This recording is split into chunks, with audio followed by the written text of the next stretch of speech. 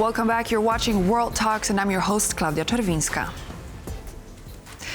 Deprivation of funding, gigantic fines, or a ban on activities, these are the proposed penalties for Hungarian NGOs for accepting support from abroad. A bill to this effect has been submitted to the Hungarian parliament by representatives of the ruling Fidesz party. The bill is reminiscent of similar legislation from Russia and Georgia. Meanwhile, opposition leader Peter Magyar set off on a protest walk that's meant to unite the nation. To unpack what meaning this will carry, I'm joined by Zoltán Tarr, Hungarian member of the European Parliament from the European People's Party. Thank you so much for joining. It's great to have you on the program. Very much for having me. So Peter Magyar, leader of the Tisza party, began this symbolic walk that I just mentioned only a second ago in a protest from Budapest to Nagyvarad to make 1 million steps for peace and national unity. What would you say is the broader aim of this protest? What is it supposed to showcase? Well, first of all, I think what is very important to see is that during the 15 years of reign of Viktor Orbán's government, the most difficult and most serious crime he committed is really to bring divide into on society. Hatred and all kinds of negative feelings are generated daily by the media controlled by the government, with the aim that it helps the government to stay in power. For us, the aim is to unite the people in Hungary and also to bring back peace and understanding and to see the purpose of life. And not to see power as something which we have to clinch on. And for us, this walk represents the will to bring peace and to unite the country as well as the nation. Mm-hmm. As you know very well, quite a few Hungarians living outside of Hungary, and this walk aims to unite all those who claim themselves to be Hungarian, even though they live outside of Hungary. Do you think there is a potential moment in time right now, and there is a potential overall for both sides that could be possibly polarized to be more united when it comes to what's happening in Hungary right now? I definitely think so. I think people are fed up with hatred, with discrediting each other. People don't like the way politics is being done in Hungary for many years, because this way of doing politics is also hand in hand with the economic decline, with a total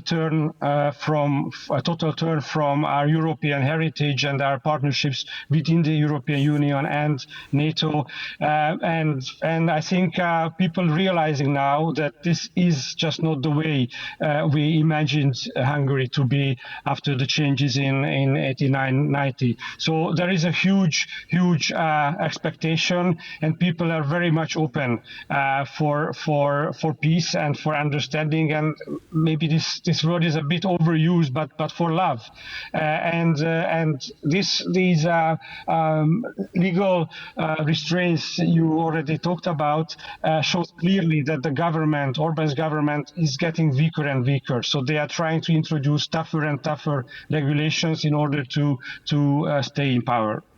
So we've heard that Peter Magyar described Nagyvarad as a cradle of Hungarian culture. He criticized Orbán for his recent alignment with Romania's Eurosceptic presidential candidate, Orbn Simeon, whom we've covered here on TVP World extensively over the past few days leading up to the second round of presidential elections. How is Orbn Simeon perceived in Hungary? Well, I think for the majority of people, he's perceived as really an extremist candidate, someone whom we know as really an who has done quite shameful things in the recent past. So for most of us, this is a totally ununderstandable situation that the Prime Minister and the government of Hungary is supporting someone who clearly has anti-Hungarian sentiment and whose program is not clear, who is really against European values. So I think people are realizing that there is a huge discrepancy about what Orbán is saying, that he's trying to be a prime minister for all Hungarians, and at the same time the actual actions he's doing, carrying out this sort of mission of his. It is very clear that supporting this extremist candidate is not in the interest of Hungary and not in the interest of Hungarian nationals. Let's take a moment to also take a closer look at the bill that was modeled after Russia's and Georgia's foreign agent laws, the one that was introduced by Fidesz government. What practical consequences will this bill have for Hungary's NGOs and independent media? It has huge consequences on the already very scrutinized life of NGOs and all kinds of civil organizations as it is now. This is really like the Navalny law in Russia. So, for example, we have a civil organization and would like to apply for EU grants.